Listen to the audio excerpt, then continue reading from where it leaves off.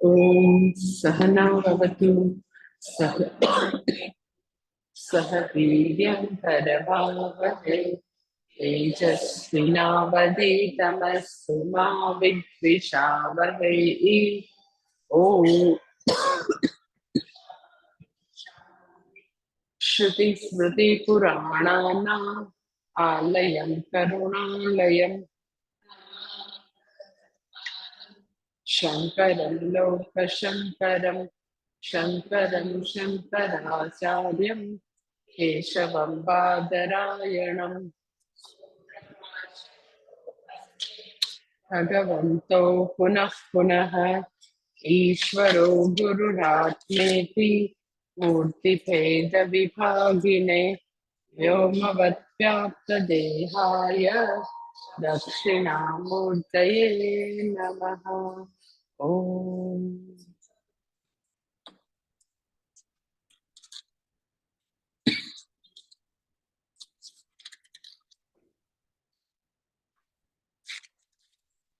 ભગવદ્ ગીતા 11મો અધ્યાય અને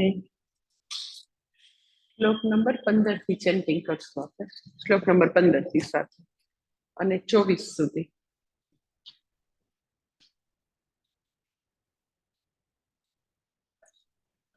અર્જુન ઉવાચ ત્રિષ્ટુપ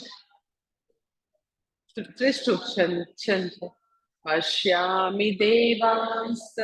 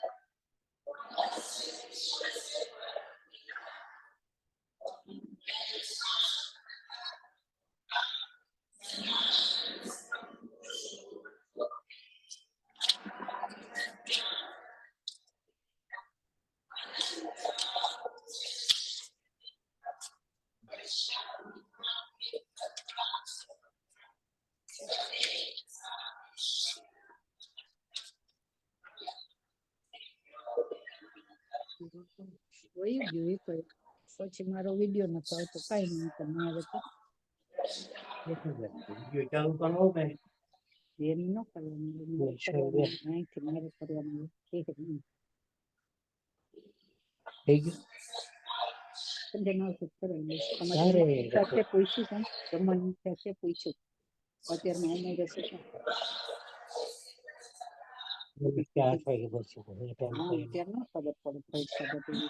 બસ 21 શ્લોક સુધી જ કરીએ. 21મો કરવાનો છે આજે, 24મો નથી. સોરી, 21મા શ્લોકમાં કહે છે ભગવાન, અમી સુર સંગાહ ત્વામ વિશંતિ કેચિત ભીતાઃ પ્રાંજલયઃ ગૃણંતિ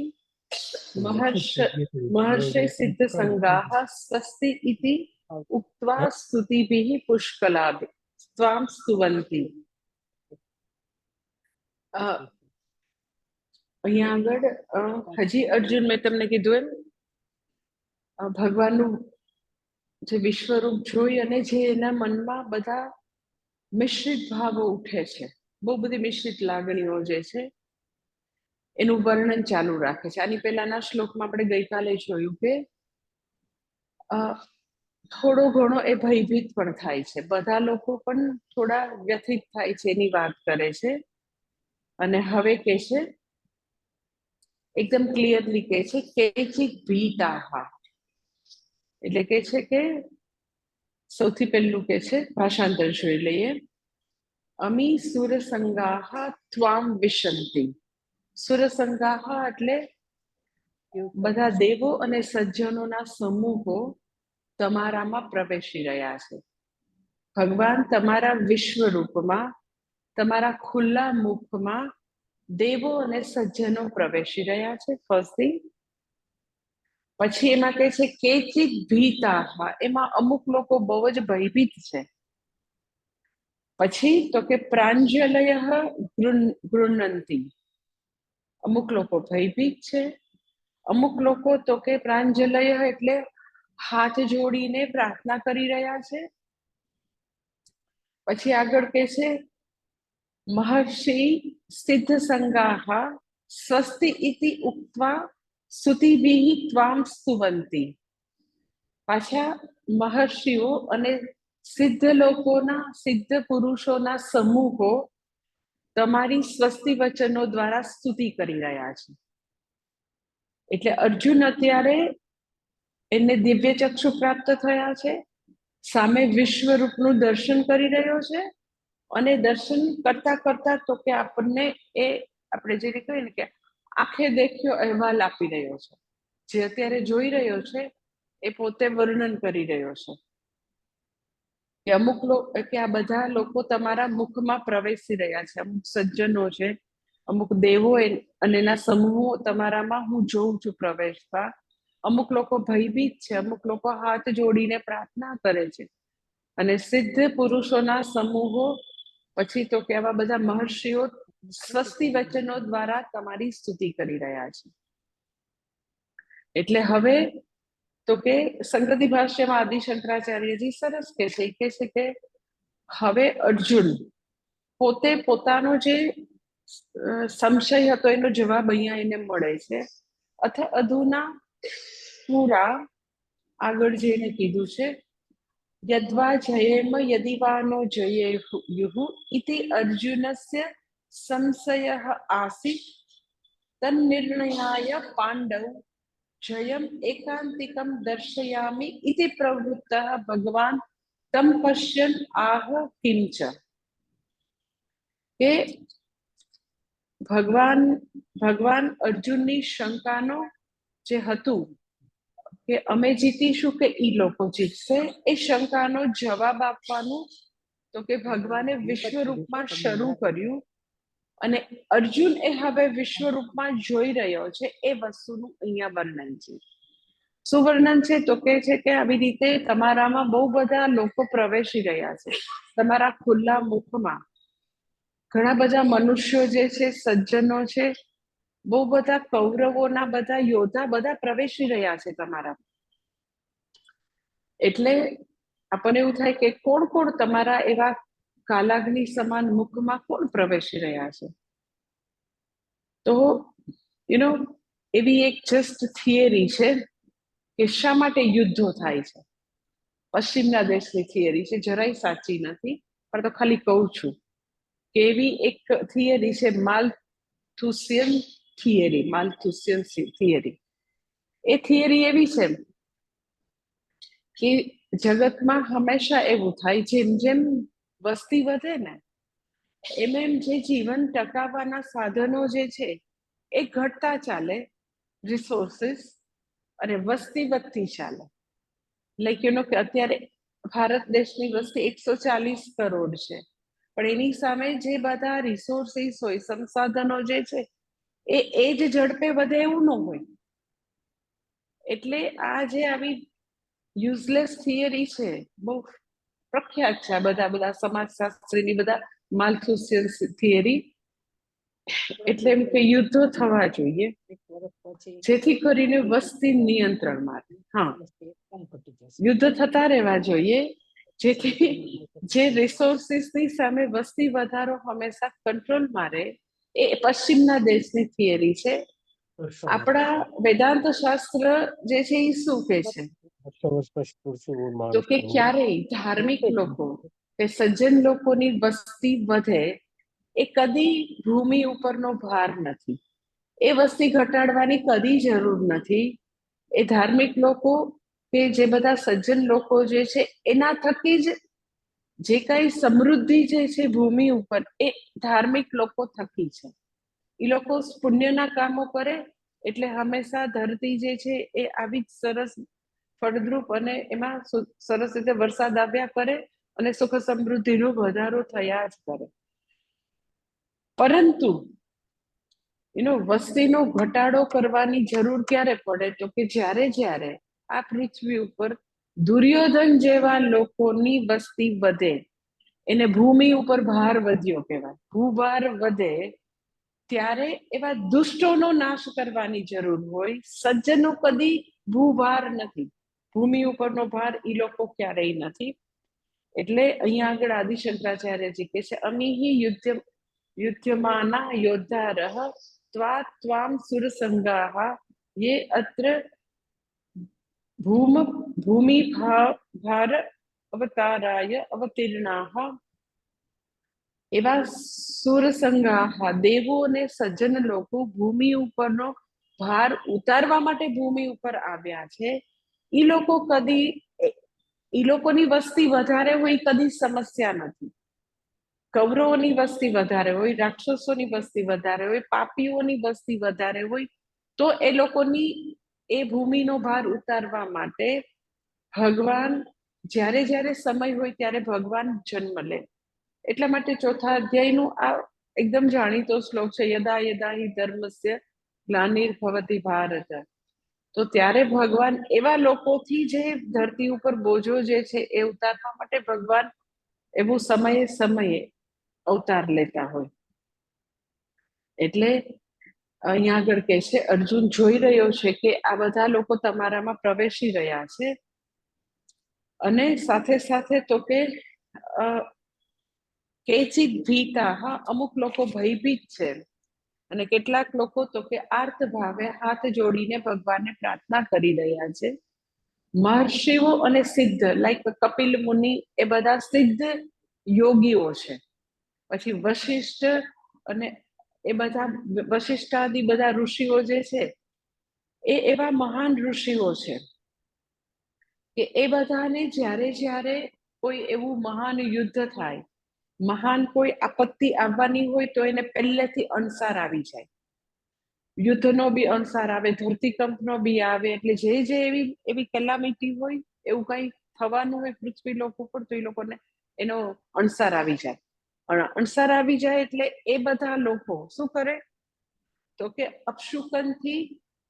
અપશુકન આવી ગયા છે, એને ખબર છે એવી કોઈ આઈધર નેચરલ કેલામિટી ઓર યુદ્ધ થવાના છે. તો એવા બધા ભયંકર યુદ્ધ ન થાય કે ખૂબ જ વિનાશ થાય. બિચારા અભિમન્યુ જેવા ખૂબ જ ધાર્મિક લોકોનો નાશ ન થઈ જાય. એટલે આ બધા સિદ્ધ પુરુષો, આ બધા વશિષ્ઠાદિ ઋષિઓ પહેલેથી તો કે સમગ્ર જગતના કલ્યાણ માટે સ્વસ્તિ વચનો નું ગાન ચાલુ કરી દે. બધા ખૂબ જ બધા એવા બધા આશીર્વાદ, પછી જગતનું મંગલ થાય, વિશ્વનું કલ્યાણ થાય, એવા બધા સ્તવન અને સ્તુતિ શરૂ કરી દે. કારણ કે એને ખબર છે કે હવે પછી આવા પ્રકારની કોઈ પણ વિનાશ આવી શકે. સંપૂર્ણ વિનાશને નિવારવા માટે, જગત શાંતિ માટે, તો કે આ બધા આપણે મહર્ષિ અને સિદ્ધ સંગાહ સ્વસ્તિ ઇતિ ઉક્તાહ, સ્વસ્તિ વચનો દ્વારા સ્તુતિ કરે છે. અને સાથે સાથે તો કે કેવી રીતે? તો કે પુષ્કલાભિ. પુષ્કલાભિ એટલે એ લોકો હૃદયપૂર્વક ખૂબ જ સમર્પિત થઈને, સમર્પિત ભાવે જગત કલ્યાણની આ લોકો પ્રાર્થના કરી રહ્યા. અર્જુનને બધા મહર્ષિ દેખાય છે, સિદ્ધ દેખાય છે, બધા દેવો સજ્જનો બધાનું એ અત્યારે દર્શન કરી રહ્યો છે. અને હજી બીજા બહુ બધા દેવતાઓનું પણ દર્શન કરી રહ્યો છે. કેટલા બધા દેવતાઓનું દર્શન કરે છે એ 22મા શ્લોકમાં સાથે ચેન્ટિંગ કર્યું.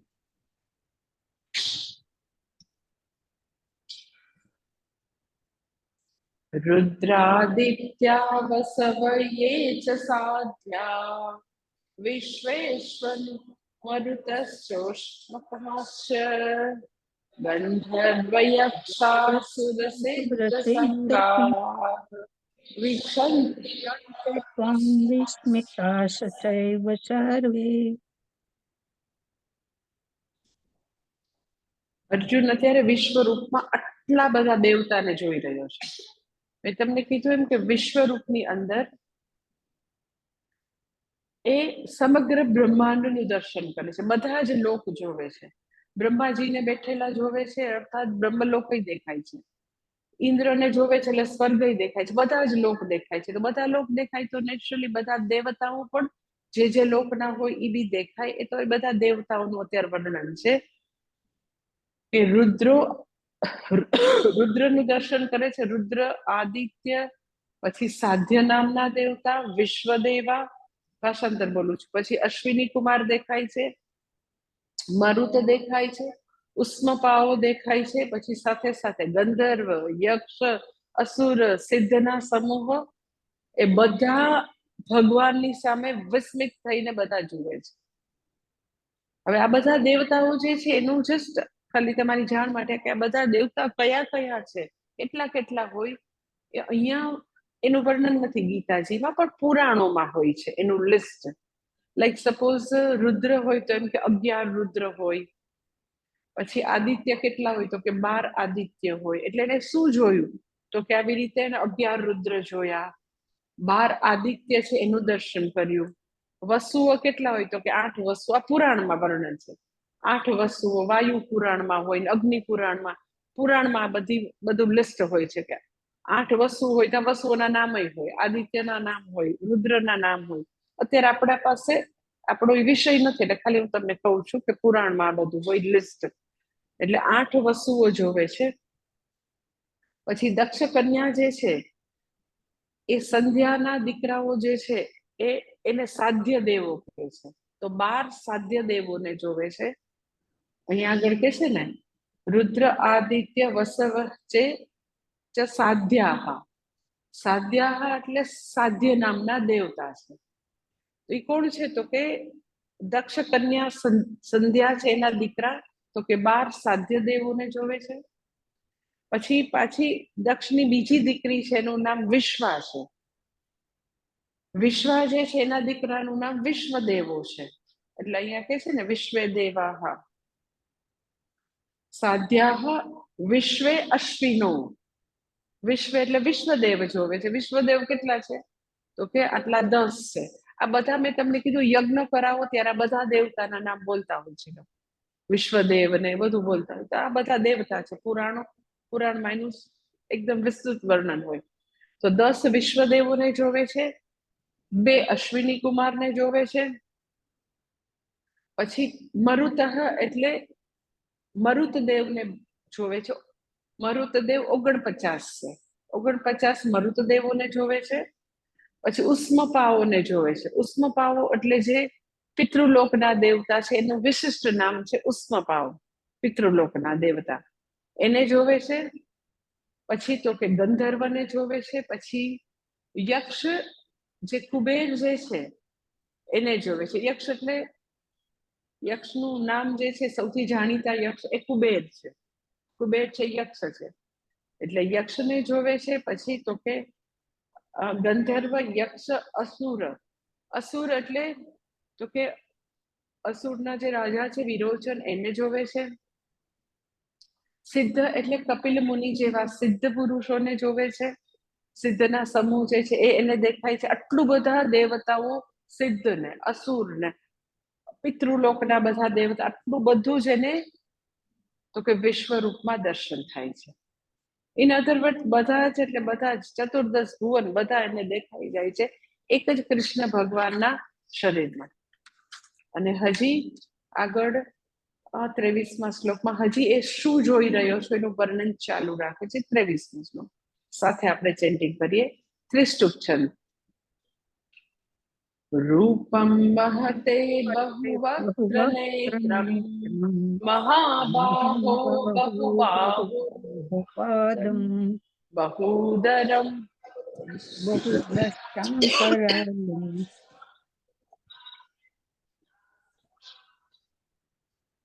કે છે મહાબાહો.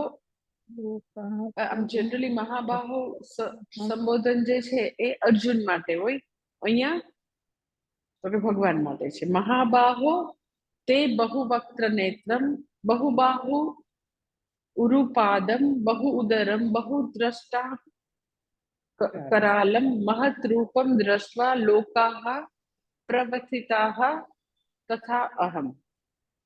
ભાષાંતર એવી રીતે થશે કે હે મહાબાહો, હે ભગવાન, મને અત્યારે તમારા અનેક મુખ દેખાય છે, અનેક નેત્રવાળા અનેક મુખ દેખાય છે, અનેક બાહુ દેખાય છે, અનેક પગ દેખાય છે, ઘણા બધા તમારા પેટ દેખાય છે. પછી તો કે દ્રષ્ટા કરાલો, બોલો તમારી વિકરાળ મોટી મોટી દાઢ દેખાય છે, બહાર નીકળેલી મોટી મોટી એવી દાઢ દેખાય છે. તમારું મહત રૂપમ એટલે એવું મહાન ભયાનક અમાપ રૂપ છે.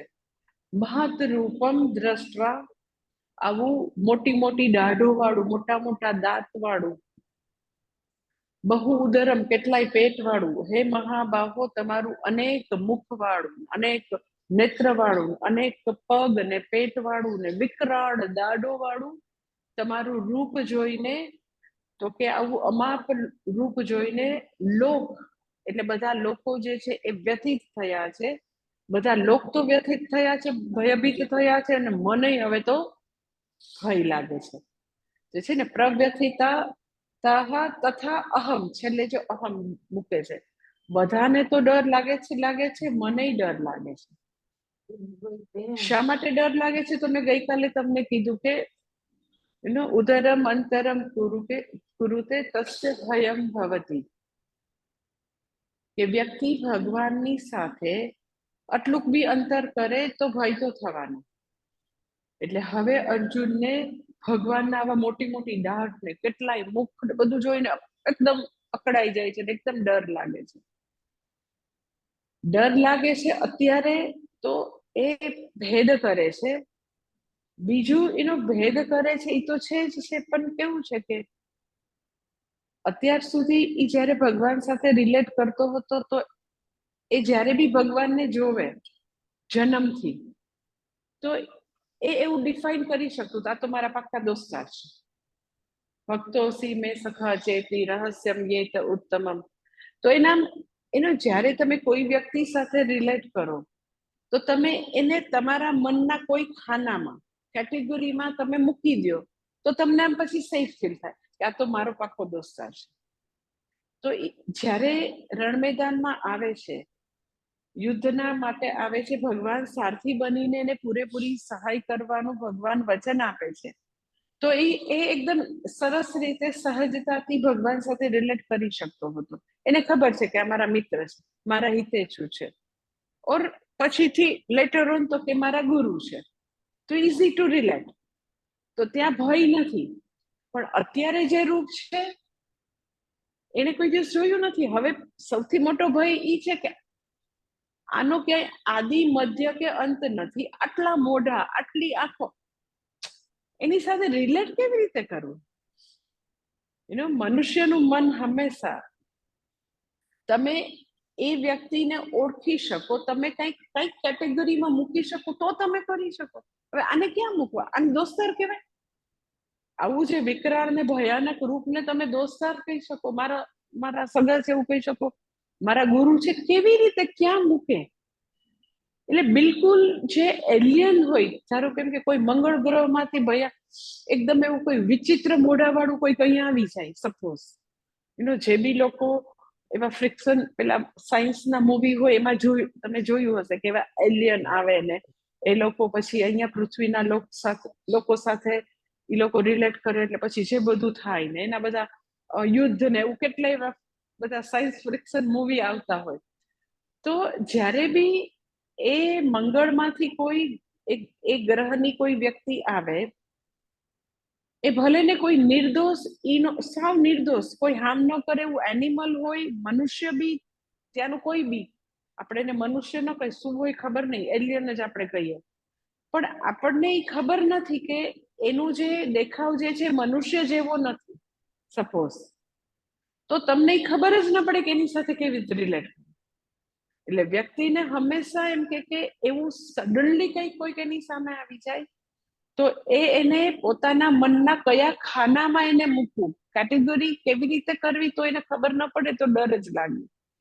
શા માટે ડર લાગે? તો હ્યુમન સાયકોલોજી એવી જ રીતે કામ કરે છે કે જ્યારે બી તમે કોઈ બી સિચ્યુએશન છે, વ્યક્તિ છે, તમે અજાણ્યા પ્રદેશમાં જાઓ, ક્યાંય બી જાઓ, તો તમને એક ભય અને ઇન્સિક્યોરિટી લાગે, કારણ કે શું આવવાનું છે ખબર નથી.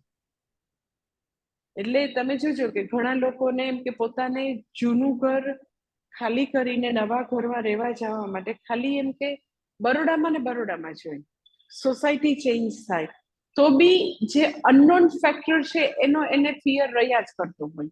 હવે એને ખબર છે કે બરોડામાં આપણે 25 વર્ષથી રહીએ છીએ, 30 વર્ષથી રહીએ છીએ, આ જ રસ્તાઓ છે, આ જ શોપિંગ મોલ છે ને આપણું ફ્રેન્ડ સર્કલ તો અહીંયા જ છે. સ્ટીલ લોકોને એક પ્રકારનું આમ ઇનહિબિશન હોય કે ના મારે નથી જવું, પછી આમ થશે, પછી એટલે અનનોન નો ફિયર હંમેશા હોય. શું કામ અનનોન નો ફિયર હોય? તો કે હ્યુમન માઇન્ડ એવી જ રીતે કામ કરે છે કે જ્યારે તમારી સામે જે કંઈ આવે એને તમે કેટેગરીથી તમે વિભાગીકરણ કરો, તમારી અંદર જે કંઈ ખાના છે એમાં એકવાર મૂકી દો તો તમે સિક્યોરિટી અનુભવો કે આ તો કે આપણો જાણીતો છે, આ તો કે આપણને ખબર છે. એટલે હંમેશા બધું જ બધાને વિભાગીકરણ કરી અને પછી એક મનના એક સ્થાનમાં એ ગોઠવી દે તો એને સુરક્ષા અનુભવાય. પણ હવે આવું વિશ્વરૂપ, આવું વિરાટ, વિકરાળ, એમાં એટલી બધી આંખો છે કે એના કલર જુદા જુદા છે, કે કોઈ લીલી આંખ છે, કોઈક એકદમ ચમકતી લાલ આંખ છે ને કોઈક ત્રિકોણ આંખ છે ને કોઈક ષટકોણ છે ને. હવે એવી થોડી ના આંખ કોઈએ જોઈ હોય. આટલા બધા પેટ એક સાથે થોડા જોયા, આવા બધા પગ ખાલી આટલા બધા થોડા જોયા હોય. એટલે એ જે છે બધું એનો અપ્રમેય, આની પહેલાના શ્લોકમાં શબ્દ વાપર્યો અપ્રમેય, કે જરાય માપી શકાય એવું નથી. કોઈ હ્યુમન માઇન્ડ એનો તાગ મેળવી શકે એવું નથી. તો એનું વિભાગીકરણ કરીને બિચારો ક્યાં મૂકે? એટલે ભલે એને વિનંતી કરી કે ભગવાન તમે મને તમારું વિશ્વરૂપ બતાવો, પણ હવે વિશ્વરૂપમાં સૌમ્ય વસ્તુ જોવાનું પૂરું થઈ ગયું અને આવી વિકરાળ દાઢ એની સામે આવે, અનેક મુખ આવી ગયા, એટલે હવે ભયંકર રીતે કન્ફ્યુઝ થાય છે, ડરે છે. અને હવે ભગવાનને અર્જુન હવે તો કે પોતે પ્રાર્થના કરવા માંડે છે અને પોતે હજી પોતાનું કન્ફ્યુઝન જે છે એ ભગવાનને 24મા શ્લોકમાં પણ કન્ફ્યુઝન નું વર્ણન ચાલુ રાખે છે, પ્રાર્થના ચાલુ રાખે છે. 24મો શ્લોક સાથે લઉં છું.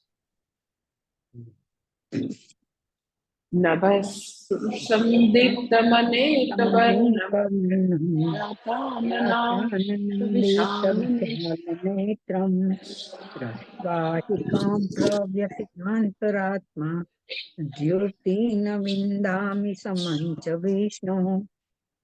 કે છે હે વિષ્ણુ, નભઃ સ્પૃશમ દીપ્તમ અનેક વર્ણમ વ્યાત આનનમ દીપ્ત વિશાલ નેત્રમ ત્વામ દ્રષ્ટવા પ્રવ્યથિત અંતરાત્મા ધૃતિમ શમમ ચ ન વિંદામિ. પેલા ભાષાંતર જોઈ લઈએ. ભગવાનને સંબોધન કરે છે કે હે વિષ્ણુ ભગવાન, હે વિષ્ણુ, નભઃ સ્પૃશમ, તમારું જે રૂપ જે છે વિશ્વરૂપ એ નભ સુધી, આકાશ સુધી સ્પર્શે છે એવું છે. નભ સ્પૃશમ દીપ્તમ એટલે તેજસ્વી છે, આકાશને આંબે છે. ખૂબ જ દીપ્તમ એટલે તેજસ્વી છે. અનેક વર્ણમ એટલે બહુ બધા વિવિધ કલર વાળું છે, વિવિધ આકાર વાળું છે, અનેક વર્ણાન. વ્યાત આનનમ, વ્યાત એટલે ખુલ્લું, આનન એટલે મુખ, આપણે ગજાનન કહીએ ને, આનન એટલે મુખ, ગજ જેવું મુખ ગણપતિ માટે. તો વ્યાત એટલે ખુલ્લું. તમારું મુખ જે છે બંધ કરેલું, ખુલેલું, અને પાછી એમાંથી બધી મોટા મોટા દાંત અને દાઢો જે છે એ આમ વિકરાળ દાઢો દેખાતી હોય એવું વ્યાત આનનમ. તમારું ખુલ્લું મુખ છે. દીપ્ત વિશાલ નેત્રમ, એકદમ તેજસ્વી, એકદમ એવા દીપ્ત નેત્ર છે તમારા. ત્વામ દ્રષ્ટવા, તમારા આવા વિશાલ નેત્રો જોઈને, દ્રષ્ટવા એટલે જોઈને, પ્રવ્યથિત, મારું મન એટલું વ્યાકુળ થઈ ગયું છે, વ્યથા પામે છે. પછી મારા અંતરાત્મા ધૃતિમ, કોઈ પણ પ્રકારે હવે ધૈર્ય નથી, હિંમત નથી, શમમ ચ ન વિંદામી, કોઈ બી રીતે મને ક્યાંય શાંતિ નથી, ઉપશમ નથી. આખું ભાષાંતર એવી રીતે થશે, હે ભગવાન વિષ્ણુ, તમે તો કે નભ સુધી તમે, હું તમને જ જોઉં છું, આકાશ સુધી એકદમ તેજસ્વી છો, અનેક રંગવાળા આકારવાળા છો તમે, ખુલ્લા આવા વિકરાળ મુખવાળા છો, તેજસ્વી અને વિશાલ નેત્રવાળા છો. તમને જોઈને મને એટલી વ્યથા થાય છે કે પછી મને નથી ધૈર્ય કે મને નથી શાંતિ. એટલે ભગવાનને બહુ જ સાચું સંબોધન કરે છે વિષ્ણુ. વિષ્ણુ શબ્દ એટલે જે વિષ્ણુ શબ્દની ધાત્વર્થ એવો જ થાય છે, વે વ્યાપનોતિ ઇતિ વિષ્ણુ, જે સર્વવ્યાપક છે. એટલે અત્યારે વિશ્વ રૂપમાં એ જોવે છે સર્વવ્યાપક, એવા સર્વવ્યાપક એવા વિષ્ણુ ભગવાન તમારા તો કે આવા તમે નભ સુધી સ્પર્શે એવું તમારું રૂપ છે. એવા ચિત્ર વિચિત્ર અનેક આકાર અને રંગ છે, અને એમાં અમુક આકૃતિ તો એકદમ ભયંકર છે, અમુક આકૃતિ સૌમ્ય છે, અમુક ભયંકર છે, અમુકમાં શિંગડા છે, અમુકના વિચિત્ર આકારો છે. તમારું ખુલ્લું મુખ જે છે એમાં મોટી મોટી દાઢો છે, અને લાંબી જીભ એમાં લટકે છે, અને જાણે કે તમે આમ બધા લોકોને ગ્રસવા માટે તમે જાણે કે તત્પર હો એવા તમે દેખાવ છો. પછી સાથે સાથે વેરાયટીઝ ઓફ એનિમલ દેખાય છે, ઉડતા દેખાય છે, સમુદ્રમાં પાણીમાં ચાલતા, અને કેટલાય એવી રીતે ફરતા, અને કેટલાય ચિત્ર વિચિત્ર મુખવાળા કેટલા પ્રાણી દેખાય છે, વિવિધ કલરની આંખો, પ્રજ્વલિત નેત્ર દેખાય છે, દ્રષ્ટા કરાલાની એટલે આવા તમારી ભયાનક દાઢો મને દેખાય છે. માટે કરીને મને કોઈ બી રીતે હવે શાંતિ નથી. ધૃતિમ ન વિંદામી શમમ ચ વિષ્ણુ. ભગવાન હવે મને કોઈ બી રીતે ક્યાંય મને હવે મારા ચિત્તને, મને મારા અંતઃકરણમાં અંતરાત્મામાં ક્યાંય શાંતિ નથી.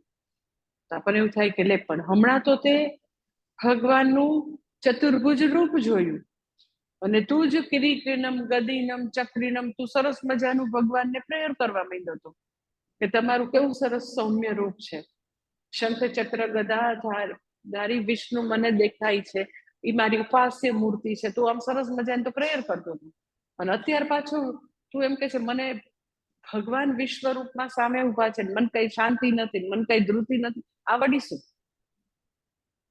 તો અગેઇન હ્યુમન માઇન્ડ એવી રીતે કામ કરે કે એને હમણાં જ એમ કે ચતુર્ભુજ રૂપ જોયું, ગમે એટલું તમે એમ કે આવું મહાન ને સુંદર ને અનુપમ રૂપ જો, ઉપાસ્ય મૂર્તિ જો, તો આમ એનું કેવું છે, આમ જોતા જોતા જોતા જોતા પછી હવે જેવી વિકરાળ દાઢો દેખાણી, ખુલ્લું મુખ દેખાણું, અને જેવો ભય ઉત્પન્ન થયો ને, તો ઓલું બધું ભૂલાઈ ગયું.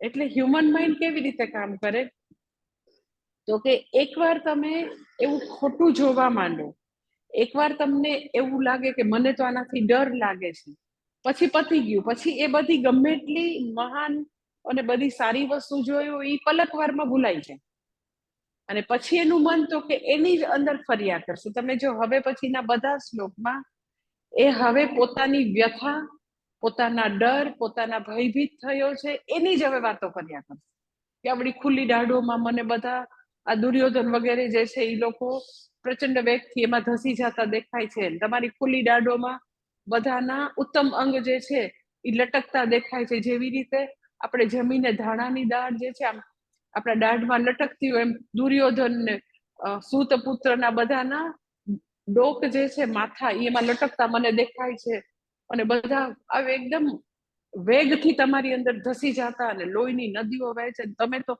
કાલાગ્નિ રૂપે બધાને જાણે કે ગ્રસવા આવ્યા છે દેખાય. એટલે આવી જ રીતે મનુષ્યનું મન કામ કરે કે જ્યારે કોઈ બી જગ્યાએ એને એકવાર ખોટી વસ્તુ દેખાય પછી બધું ખોટું જ દેખાય. એકવાર એને એવું થાય ને કે આ બરાબર નથી. તમે કોઈ બીની લાઈક ઘરે જાઓ તો તમને આમ બધું બે ચાર વસ્તુ તમે સરસ જોઈને તમે એપ્રિશિએટ કરી, પછી તમે એકાદ બે વસ્તુ ખરા એવી નથી બરાબર જોઈને, તો પછી તમે પછી બાકીની 50 વસ્તુ ત્યાં જુઓ ને, સંસ્થામાં જાઓ જ્યાં બી જાઓ, તો હવે બધું ઊંધું ઊંધું જ દેખાય. એવી જ રીતે મન કામ કરે. એટલે એને ભગવાન ભગવાન જેવા ભગવાનમાં પણ હવે જોવા માંડ્યું. ચતુર્ભુજ રૂપ જોયા પછી, સ્તુતિ કર્યા પછી, પ્રણામ કર્યા પછી હવે એને વિકરાળ દાઢો ને વિચિત્ર આંખો ને વિચિત્ર આકાર ને વિચિત્ર પ્રાણીઓ દેખાવા માંડ્યા. એના માટે એ રૂપ સાથે રિલેટ કરવું અશક્ય થઈ ગયું. એટલે હવે એને ભયંકર ભય લાગે છે. અને બધું જ તો કે હવે એને એવું ડરામણું પિક્ચર આવી ગયું. એટલે એ ભગવાનને હવે કહે છે કે ભગવાન મને બતાય પેલું મોબાઈલમાં હેડ તું શું જુએ છે તે. મને કોઈ બી રીતે ધૃતિ પણ નથી અને મને કોઈ બી રીતે તો કે શમમ ચ ચાલુ છે બેક માઇક, એટલે માઇક ચાલુ છે. માઇક ક્યાં ના ભોયલું નહીં આવ્યો, અમે જ આયા. આ લાલિયાને એમને આપવાનું હશે એટલે મારે છે ને અમે સવારે આવી હતી અંબા માતા દર્શન કરીને ગઈ સવારે. બધું મ્યુટ કરી દે. ગયું હવે ગયું. હા,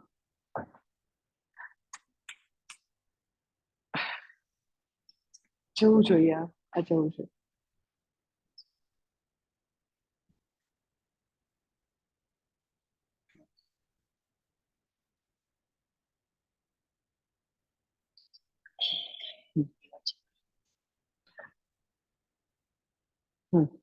કે છે ભગવાન મને ધૃતિ પણ નથી અને કે છે શમમ પણ નથી. ધૃતિ એટલે ધૈર્ય કે હિંમત અને શમમ એટલે શાંતિ. ધૃતિ એટલે દરેકે દરેક મનુષ્યમાં ભગવાને એવી એક શક્તિ આપેલી હોય કે ગમે તેવી મુશ્કેલી હોય તો બી વ્યક્તિ પોતાની જે થ્રેશોલ્ડ હોય એનાથી વધારે થોડું પરફોર્મ કરવું. That is Dhriti. હું તમને એમ સિમ્પલ એક્ઝામ્પલ આપું કે વ્યક્તિને એવું લાગે કે મારાથી છે ને એટલો થાક લાગ્યો છે ને હવે ઘરમાં કાંઈ જ નહીં થાય અને આજે મારે કંઈ કરવું જ નથી, એવું એને લાગતું હોય. પણ ઘરે આવીને જોવે કે 5 ગેસ્ટ આવ્યા છે અને હવે તો કુક પણ નથી અને રસોઈ બી કરવી પડશે, તો એને કાંઈ જ કરવાની ઈચ્છા નહોતી. એને એમ હતું કે સવારે જે છે એ હલવો ચાલશે, સવારનું સાંજે ખાઈ લેશું અને આટલું જ ખાવું છે. પણ મહેમાન આવ્યા અને એને તો કે અટેન્ડ કરવા જ પડે. અને એને પ્રવચનમાં અનેક વાર સાંભળ્યું હોય અતિથિ દેવો ભવ, અતિથિ દેવો ભવ. એમ થાય આ તો કરવું તો પડશે જ. તો જ્યારે આપણને એવું લાગે કે આપણી અંદર બિલકુલ શક્તિ નથી, શક્તિના છેલ્લા બુંદ સુધી આપણે કાર્ય કરી લીધું છે અને આજનો દિવસ હવે પૂરો કરવો છે, હવે નથી કરવું, પણ ઘરે આવીને જોવે ને કરવું જ પડે એવું કોઈ તો પાછું એ 5 વ્યક્તિની રસોઈ કરે, એને જમાડે અને બધું પાછું વાઇન્ડ અપ કરીને પછી બેડમાં જાય સૂવા માટે. તો એ જે છે કે આપણને જ્યારે એવું લાગે કે મારામાં શક્તિ નથી, છતાં પણ પોતાની થ્રેશહોલ્ડ, પોતાની જે લક્ષ્મણ રેખા છે એનાથી ઘણું બધું આગળ પોતાની જાતને સ્ટ્રેચ કરવાની શક્તિને ધૃતિ કહેવાય. ધૃતિ. અને એ ધૃતિ જે છે એ વ્યક્તિ ચાહે ત્યારે પોતાની અંદરથી એ ધૃતિને વધારે ને વધારે બહાર લાવી શકે, ઈચ્છે તો. વ્યક્તિમાં બહુ તમસ હોય તો ન લાવી શકે. આળસુના પીર હોય એને ધૃતિ કોઈ દિવસ અવેલેબલ ન હોય, જે આળસુના પીર હોય, જેને કશું ન કરવું હોય, તમસ હોય તો. એટલે ધૃતિ જે છે એ સત્વ ગુણની અભિવ્યક્તિ છે કે વ્યક્તિ જ્યારે બી પોતાનું કર્તવ્ય કર્મ બજાવવાની વાત આવે તો પોતાની આવી સાવ એટલે સાવ શક્તિના છેલ્લા બુંદ સુધી કામ કરી લીધું હોય તોય ફરીથી પાછું તો કે સજ્જ થઈને એટલા જ ઉત્સાહથી પાછું કરી લે. એ વ્યક્તિને જણાવવા બી ન દે કે પોતે આટલી થાકેલી છે તો બી એને કરવાનું છે, એવું કંઈ જણાવવા ન દે. જે કંઈ કરવાનું છે સામે આવી ગયું છે, મારું કર્તવ્ય કર્મ છે, સરસ રીતે નિભાવી દો, વાર્તા પૂરી. એટલે ધૃતિ જે છે એ સાધક માટે બહુ જ મોટો ગુણ છે. અને હું તમને ધૃતિની વાત કરું કે તમે ચાહો એટલો તમારો થ્રેશહોલ્ડ તમે વધારી શકો. વ્યક્તિને એવું થાય કે હું તો આટલું જ કરી શકું, મને તો બહુ પેટમાં દુખે છે, હવે કંઈ ન કરી શકું. પણ ચાહે તો પાછું પોતાની ઉપર ખૂબ જ યુ કેન સે પોતાની ઉપર પ્રેશર ના કરવાનું જ છે આપણે. તો પાછું એમ કે અંદરથી એક આપણી સુષુપ્ત શક્તિઓ હોય, હંમેશા એવી સુષુપ્ત શક્તિ બધામાં હોય. એ બધી શક્તિઓથી આપણે લગભગ અજાણ હોઈએ છીએ. એટલે જે લીડર હોય કે ગુરુજનો જે છે એનો રોલ એવો છે કે પોતાની પાસે આવતા શિષ્યોનો, વિદ્યાર્થીઓનો જે આવું પોટેન્શિયલ છે, સુષુપ્ત શક્તિ છે, એને આજ્ઞાથી બહાર લઈ આવે. પોતે પોતાની એવી પ્રચંડ શક્તિઓને બહાર ન લાવી શકે, પણ તો કે એને ગુરુ આજ્ઞા કરે એટલે પછી તો કે એ પાછા કામ કરવા માંડે. એટલે લાઈફમાં હંમેશા આપણા સ્વામીજી હંમેશા એક વસ્તુ સરસ કહેતા હોય છે કે લાઈફમાં હંમેશા એવા બે ચરણ હોવા જોઈએ કે ત્યાં આપણે માથું નમાવીએ અને એનું કયું માનીએ. જો આપણે એનું કયું ન માનીએ તો પછી આપણા જીવનમાં ખાલી અહંકારનું સામ્રાજ્ય રહે. એટલે સ્વામીજી કેટલી વાર પ્રવચનમાં કે બે ચરણ હોવા જોઈએ, એક ખોડો હોવો જોઈએ કે ત્યાં વ્યક્તિ રડી શકે, પોતાના જે દુઃખ છે, પોતાની તકલીફો જે છે, એ કોઈ પણ પ્રકારનું એને ડર ન લાગે કે આ મને જજ કરશે વ્યક્તિ. એટલે કોઈ સંકોચ વિના એ પોતાની બધી વસ્તુઓને ઠાલવી શકે, મૂકી શકે, એવો એક ખોડો હોવો જોઈએ. બે ચરણ હોવા જોઈએ કે વ્યક્તિ ત્યાં કયું માને. તમે એમ કે હું તો કોઈનું ન માનું, ઓકે, તો એ રાવણ છે, અહંકારનું સામ્રાજ્ય છે. બધાને એનો ઘમંડ હોય એમ કે હું કોઈ એટલે કોઈનું ન માનું, બરાબર છે. તો આપણે જ્યારે આપણા જીવનને જોતા હોઈએ તો બહુ બધી વાર એવું થાય કે ઓબ્જેક્ટિવિટી આપણી બહુ જ ઓછી થઈ જાય. આપણી વસ્તુઓ જે છે એને યથાર્થ રીતે મૂલવવાની શક્તિ જતી રહેતી હોય છે. એટલે જ્યારે આપણી સિચ્યુએશનની બહાર જે લોકો હોય એ આપણને કહી શકે કે ના, આ તમે કરો છો એ બરાબર નથી. ઇનવેરિયેબલી આપણે જ આપણું જોવામાં, એઝ ઇટ ઇઝ જોવામાં, યોગ્ય રીતે મૂલવણી કરવામાં બહુ જ આપણે નિષ્ફળ જતા હોય. એટલે આપણી પરિસ્થિતિને બહારથી આપણા ગુરુજનો મૂલવે ને આપણને જ્યારે આજ્ઞા આપે તો જેટલા લોકો આજ્ઞામાં રહે ને એનો અર્થ એમ કે એના જીવનમાં,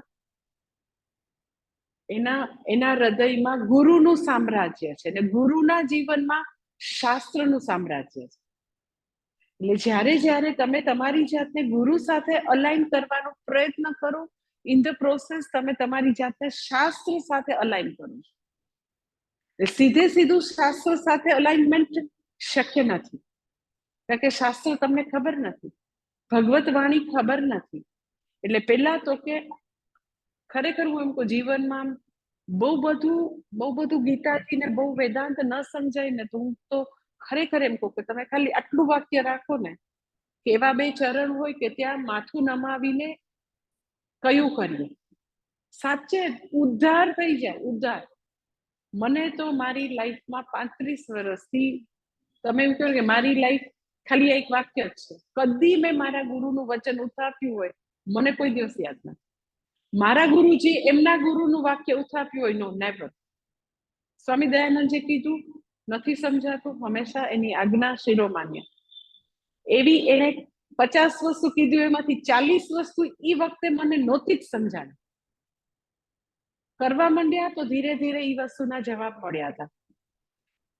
એટલે સાવ સીધી વાત છે, આઈધર તમારા અંદર કાં તો તમારા અહંકારનું ચાલે છે, અહંકારનું સામ્રાજ્ય છે, અથવા તો શાસ્ત્રનું સામ્રાજ્ય છે. તો શાસ્ત્ર સીધા ભણાતા નથી. ગુરુના વચનોમાં પૂર્ણ શ્રદ્ધા, તો ગુરુને પોતાનો કોઈ નીત સ્વાર્થ ન હોય એનું નામ જ ગુરુ. એટલે આ મને કહું છું, મેં 35 યર્સથી 365 ડેઝ કાયમ મારો અનુભવ છે કે જેટલી વાર ગુરુ આજ્ઞામાં રહ્યા તો તમારો ખરેખર બેડો પાર ને તમે સુખી. So it's so important. એટલે આપણને આપણી પોતાની, જે લોકો બી લાઈક તમે લોકો બધા જે સેવા કરો છો, તમે બધા જે વસ્ત્રોમાં તમે બેઠા છો, બધા જ અલ્પા ને અનુ ને દત્તના બેન કાકીની, બધા કાકીને તો વર્ષોનો બિચારાનો અનુભવ છે. કે એટલી બધી જીવનમાં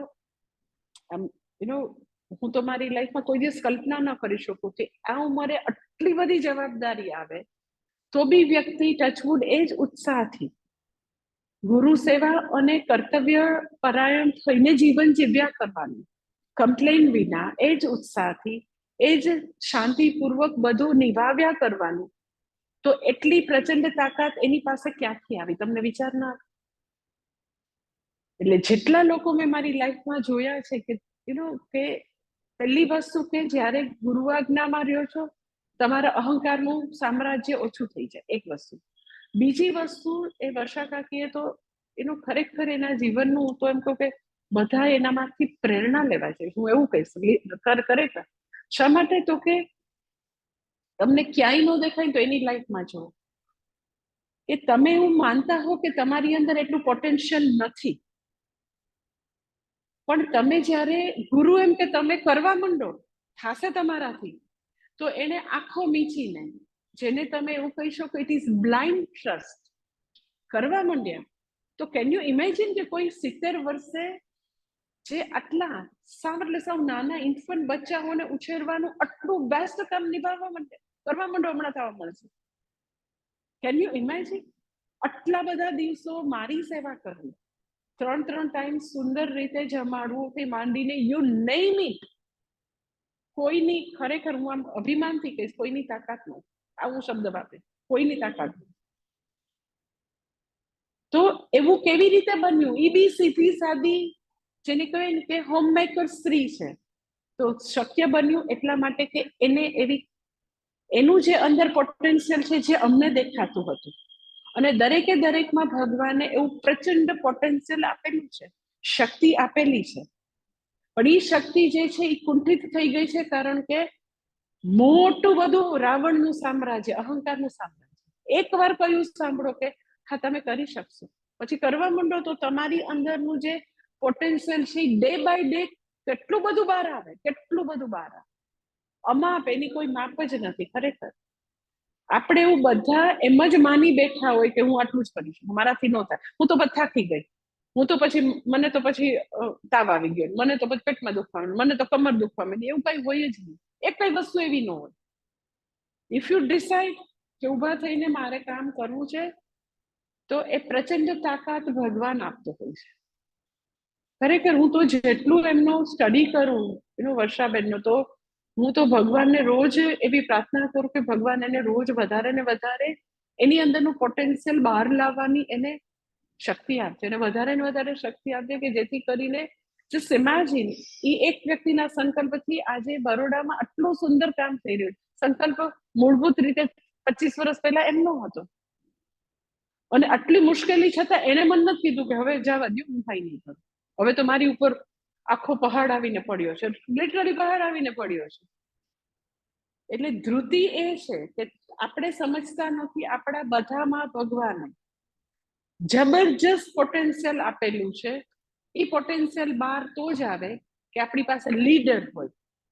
એટલે લીડરની આ જ ક્વોલિટી હોય કે લીડર જે હોય એ પોતાની આસપાસ પોતાના ટીમના મેમ્બરની શક્તિઓ જે છે એની હાજરીમાં બધા લોકો એટલું પરફોર્મ કરી શકે, એટલું એની અંદરથી પોટેન્શિયલ બહાર આવે. એટલે એ ધ્રુતિ છે કે તમને એવું લાગે કે તમે નથી કરી શકતા, પણ તમારે એક જગ્યાએ એવી શ્રદ્ધા રાખવી પડે કે હા, કે છે તો થશે. મને આપણા સ્વામીજીનું એકદમ જ યાદ છે, એનું પરમાત્માનંદજી, આપણા સ્વામીજીનું, કે સ્વામી દયાનંદજી એને હિન્દુ ધર્માચાર્ય સભાની જ્યારે જવાબદારી આપી, જે દિવસે, જે મોમેન્ટે આપી હતી, એ મોમેન્ટની હું વિટનેસ છું. બોમ્બેમાં પાર્લામાં સંન્યાસ આશ્રમ જે છે ત્યાં હિન્દુ ધર્માચાર્ય સભા હતી. મને છે 15 વર્ષ થયા હશે ને, 12 કે 15 વર્ષ થયા હશે. તો એ હિન્દુ ધર્માચાર્ય સભા આપણા સ્વામીજીને સોંપી, એની પહેલા બીજી એક ટીમ કામ કરી રહી હતી. ઓકે, હવે હિન્દુ ધર્માચાર્ય સભાનું વિરાટ કામ છે, ઓનેસ્ટલી બહુ વિરાટ કામ છે, બહુ જ. તો એ જ્યારે સભા શરૂ થવાની હતી ને, એની ખાલી 30 મિનિટ પહેલા સભામાં બધા જ મહાત્મા, આખા ભારતના બધા મહામંડલેશ્વર, મહાન લોકો, મહાત્માઓ આવીને બેસી ગયા હતા. એ લોકો આવે એટલે આમ એનું ભવ્ય સ્વાગત ની બધી પ્રક્રિયા ચાલી રહી હતી. તો 30 જ મિનિટ પહેલા હું ત્યારે ઊભી હતી તો સ્વામી દયાનંદજી એને કીધું કે now you are going to, એમ કે આ બધું જે છે ટોટલ આચાર્ય સભાનું જે સંચાલન છે એ તું કરીશ. ત્યારે ને ત્યારે એક્સ ટેમ્પો કહેવાનું રીઝન એ હતું કે સ્વામીજી, આપણા સ્વામીજી ઇઝ ઓનલી પર્સન. ખબર પડી કે બધું હિન્દીમાં કરવાનું છે. પેલા સાઉથના મહાત્મા સંભાળતા હતા, એ લોકોને હિન્દી આવડે નહીં. આપણા Swamiji is only person, Sanskrit, Hindi, English ત્રણેય સાયમલ્ટેનિયસલી ત્રણેય ભાષામાં ફટાફટ કરી શકે. અમુક લોકો સંસ્કૃત જ બોલે, અમુક ઇંગ્લિશ જ બોલે, કારણ કે જે બધા સાઉથના મહાત્મા હોય એ પાછા હિન્દી ન આવડે. તો Hindi, English, Sanskrit at a time ફટાફટ બધું કોઓર્ડિનેટ કરીને બધાને માઇક કાપીને બધાનું જે કરવાનું, હી વોઝ ઓનલી પર્સન. અને એને કોઈ દિવસ કામ નહીં કરેલું, કોઈ દિવસ નહીં કરેલું આવું વિરાટ કામ નહીં કરે. ચારે ચાર શંકરાચાર્યજીને બધી જુદી જુદી પીઠના જુદા જુદા વૈષ્ણવાચાર્ય બધા જ બેઠેલા હતા. અને એવા મહાન બધા જે આટલા મંડલેશ્વર જે છે બેઠેલા હોય, શંકરાચાર્યજી શૃંગેરીના ત્યારે આવેલા હતા, કેટલા બધા બેઠા હતા. તો ત્યારે આમ 30 મિનિટ નહીં હોય કદાચ, ફટક સ્વામીજીએ માઇક હાથમાં લઈને જે મધુરતાથી એને સંચાલન કર્યું. કારણ કે જે મહાત્મા પોતાનું ડિસ્કશનમાં પોઈન્ટ રજૂ કરતા હોય તો એની મિનિટથી વધારે મિનિટ થાય, તો એવા મહાન લોકોને મધુરતાથી સ્ટોપ કરીને માઇક લઈને બીજાને આપવું, તો એ વિનંતી કેવી સરસ રીતે કરવી પડે કે જરા એને માઠું ન લાગે, સભાને ટાઈમ ન બગડે. એટલે જ્યારે એમને કીધું તો એને આજ સુધી એવરી યર સભા જે છે એટલી બધી સરસ રીતે સંચાલન કરે છે. અને અત્યારે એમ કે ભારતના બધા સંતોમાં સ્વામીજીની ગણના થાય એ લેવલે આચાર્ય સભાને પહોંચાડી દીધી. આચાર્ય સભાને એક રેકગ્નિશન મળ્યું. તો એ દિવસે એ જે હિસ્ટોરિકલ મોમેન્ટમાં હું ત્યાં ઊભી હતી તો આઈ વોઝ રિયલી શોક. મેં કોઈને ઓળખતા નથી, કઈ ખબર નથી, અને કેવું છે તો ભાઈ પૂજ્ય સ્વામીજીને મળે છે, તમારે 15 દિવસ તૈયારી ના તો આપો, અઠવાડિયું તો આપો, 2 દિવસ તો આપો, કઈ નો તૈયારી કરવા માંડતું અત્યારે. તો સ્વામીજી આમ જાણે કે કાંઈ જ ન હોય, સહજતાથી ફટાક શરૂ કરી દીધું. તો ગુરુને પોતાના શિષ્યમાં એટલો ટ્રસ્ટ છે કે હી હેઝ ધીસ પોટેન્શિયલ કે મારો શિષ્ય કરી શકશે. અને સ્વામીજીને શું ગુરુએ કીધું એટલે કરવા માંડે, વાત થોડી. સો એનામાં જે આવું મહાન પોટેન્શિયલ હતું કે આવડું મોટું સભાનું સંચાલન કરી શકે, તો બરાબર છે, ગુરુ આજ્ઞામાં છે તો એ પોટેન્શિયલ બી બહાર આવી ગયું. એટલે એ ધૃતિ છે કે આપણને એટલા બધા મેન્ટલ બ્લોક હોય છે કે હું નહીં કરી શકું, પણ ધૃતિ એ છે કે જ્યારે ટોટલી તમને એવું લાગે છે કે સાવ થાકીને ચૂરો થઈ ગયા ત્યારે બી ઊભા થઈને લડવાની જે તાકાત જે છે, દેટ ઇઝ ધૃતિ. સત્વગુણની એ અભિવ્યક્તિ છે. અને હંમેશા સાધકે ધૃતિ જે છે એ કેળવવા પ્રયત્ન કરવો પડે. તમને એવું લાગે કે હવે તો આજે તો બહુ થાકી ગયા, માળા નહીં થાય. શું કામ ન થાય ભાઈ? ચલો સ્નાન કરીને બેસી જાઓ, પછી જ માળા કરીને જ સુવાનું છે. એવરી ટાઈમ ધૃતિ છે. કારણ કે જેવું કંઈક તમારે કંઈક વધારાનું કામ આવે તો સૌથી પહેલા ભોગ કોનો લેવાય? માળા કામ કરી લેશે, પૂજા આજ નું કરેવાય શેને માટે ભાઈ? તો એવરી ટાઈમ તમે તમારી ઉપર એવો ભારો મૂકો કે ન કરવાનું જ છે. અને તમે જોજો ચમત્કાર, તમે જોશો કે તમારામાં એટલી બધી શક્તિ છે. ભગવાને પ્રચંડ શક્તિ આપેલી છે જેનાથી આપણે ટોટલી અજાણ છીએ. અને એ પોટેન્શિયલ બહાર લાવવું છે તો જે લોકો જ્ઞાન યજ્ઞમાં સેવા કરતા હોય છે બધાને અનુભવ છે કે વ્યક્તિ જ્યારે ધારે તો ગમે ત્યાંથી સમય કાઢી અને સેવા કરી શકે છે, ન ધારે તો નથી થતું. એટલે અત્યારે અર્જુનમાં ખૂબ જ ધૃતિ છે. 105 વિદ્યાર્થી ભણતા હતા, 5 પાંડવને 100 કૌરવ. તો સૌથી વધારે ધૃતિમાન કોઈ વ્યક્તિ હોય તો અર્જુન હતો. ખૂબ જ ધૃતિ, એટલા માટે તો એ દ્રોણાચાર્યનો પ્રિય શિષ્ય હતો. અને તું જ બેસ્ટ હોઈશ, એની ધૃતિ જોઈને કે છે કે આનામાં આવી ધૃતિ છે, આવો એકાગ્ર છે, આવો પોતાનું ગોલ માટે કમિટેડ વ્યક્તિ છે, એટલે કે તારાથી કોઈ શ્રેષ્ઠ શિષ્ય હશે જ નહીં, એવું એને વચન આપે છે. તો એ એક વિદ્યાર્થી તરીકે એનામાં ધૃતિ છે. એક વ્યક્તિ તરીકે હંમેશા પોતાના ગૃહસ્થાશ્રમમાં જંગલમાં બધે ધૃતિથી કામ કર્યું છે. ગમે એટલી વિપત આવી હોય તો બી ધૃતિપૂર્વક જીવેલો છે, કારણ કે અર્જુન છે એ સત્વગુણ પ્રધાન વ્યક્તિ છે.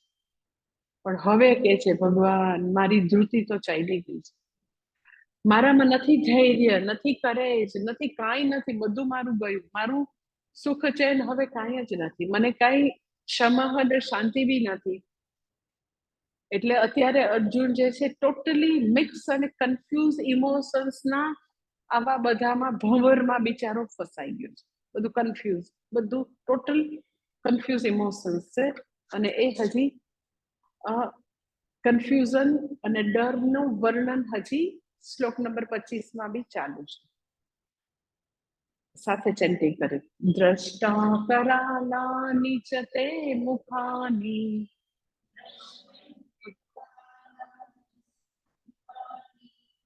ન જાને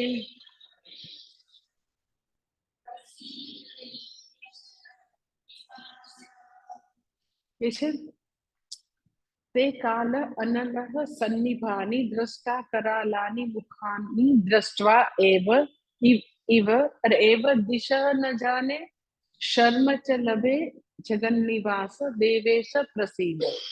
એના ભાષાંતર જોઈ લે કે કાલ અનલ સન્નિભાની, તમારું જે કાલાગ્નિ સમાન જે રૂપ છે ને, કાલ અનલ એટલે અગ્નિ, આવું કાલાગ્નિ સમાન તમારું રૂપ છે. પાછું દ્રષ્ટ કરાલાનું એટલે આમ વિકરાળ દાઢવાળું કાલાગ્નિ જેવું રૂપ છે ને, એનાથી તો કે દિશહ ન જાને, દિગ્મૂઢ થઈ ગયો છે, દિગ્ભ્રમ થઈ ગયો છે. દિશહ ન જાને એટલે મને કઈ દિશાનું ભાન નથી. અને દિશહ ન જાને પછી શર્મ ચ લભે, કોઈ મને શર્મ એટલે શાંતિ નથી, મને કોઈ ચેન નથી, માટે હે જગન નિવાસ દેવેશ પ્રસિદ્ધ. ભગવાનને બે સંબોધન કરે છે, દેવેશ જગન નિવાસ.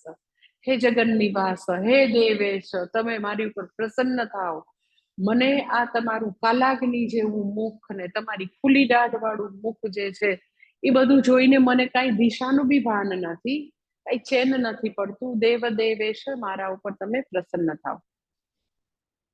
એટલે ભગવાનનું એવું ભયંકર રૂપ છે, આવું દાઢ વાળું ને આવી વિકરાળ બધી આંખો ને ચિત્ર વિચિત્ર ચહેરા ને કાલાગ્નિ સમાન ભગવાન જે છે, તો ખૂબ એનાથી એ ડરી જાય છે.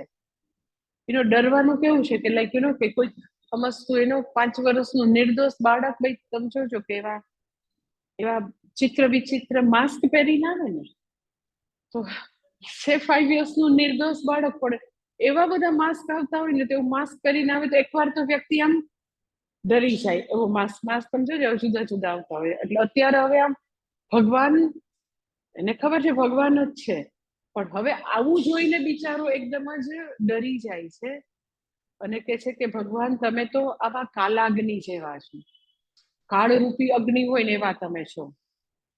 આપણને એવું થાય કે અર્જુનને વળી આવું ભગવાન કાલાગ્નિ સમાન છે એવું ક્યાંથી, એ પોતે એવું ઉપમા કેવી રીતે આપે છે, જે છે ને કાલ અનલહ. તો અર્જુન જે છે એના ઘણું અત્યારે જે વર્ણન કરે છે એ પુરાણોનું વર્ણન પોતે કરે છે. એટલે જ્યારે આપણે દ્રષ્ટાંત આપીએ ને, તો દ્રષ્ટાંત એટલે આપણે જોયેલું છે એ પણ તમે એક્ઝામ્પલ તરીકે આપી શકો. અને બીજું જે છે એને શ્રુતાંત કહેવાય. શ્રુતાંત એટલે તમે જોયેલું નથી પરંતુ પુરાણોમાં સાંભળેલું છે.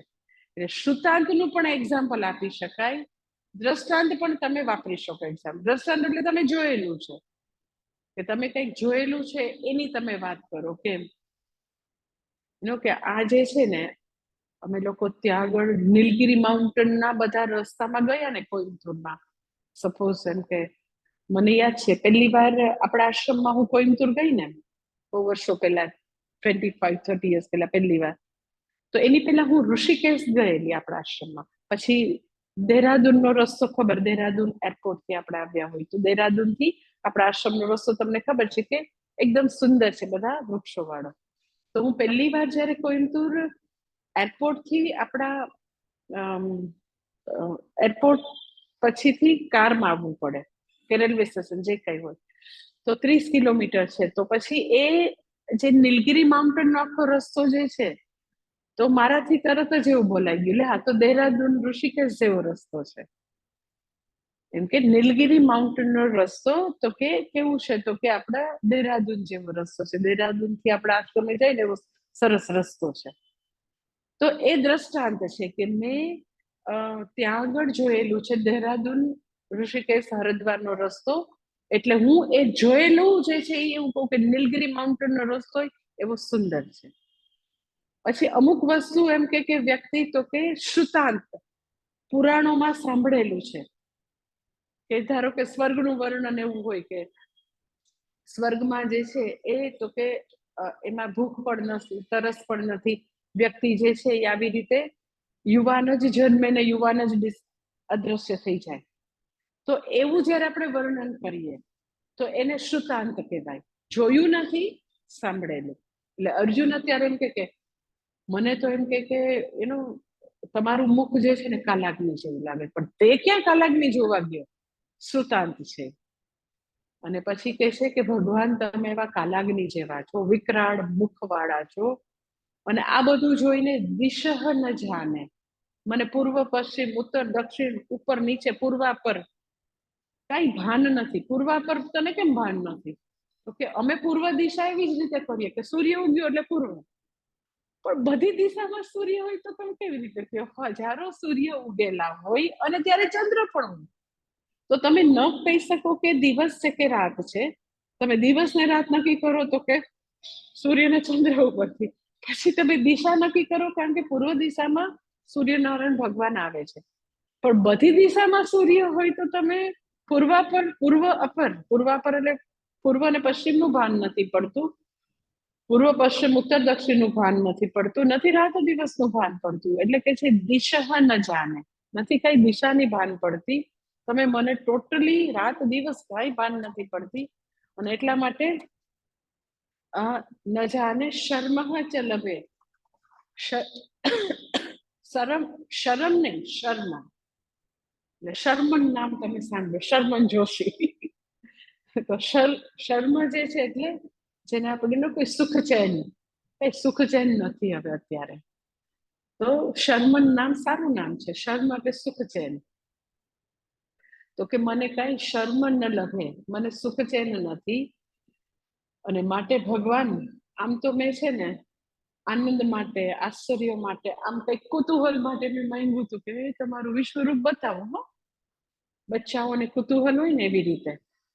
પણ હવે તો હું ફસાઈ ગયો, વિશ્વરૂપ જોવા માટે કુતૂહલથી કૌતુકથી મેં માંગ્યું, પણ હવે માય બાપ પ્રસિદ્ધ પ્રસિદ્ધ દેવેશ પ્રસિદ્ધ, પ્લીઝ તમે મારી ઉપર પ્રસન્ન થાવ. જગન્ન નિવાસ એટલે જેમાં સંપૂર્ણ જગતનો નિવાસ છે એવા પ્રભુ, એવા દેવ દેવેશ, બધા દેવોના પણ ઈશ એવા ભગવાન, હવે તમે આવું રૂપ જે છે એ તમે પ્લીઝ મને નહીં બતાવો અને તમે મારી ઉપર પ્રસન્ન થાવ. એ બધું જે છે કહેવાનું હજી પોતે પોતાની વિનંતી હજી ચાલુ રાખે છે. કાલે 26મો શ્લોક જોઈ લો. ઓમ પૂર્ણમદ પૂર્ણમિદમ પૂર્ણાત પૂર્ણમુદચ્યતે પૂર્ણસ્ય પૂર્ણમાદાય પૂર્ણમેવાવશિષ્યતે. ઓમ શાંતિ શાંતિ શાંતિ. હરિ ઓમ શ્રી ગુરુભ્યો નમઃ. હરિ ઓમ. ઓમ નમઃ શિવાય.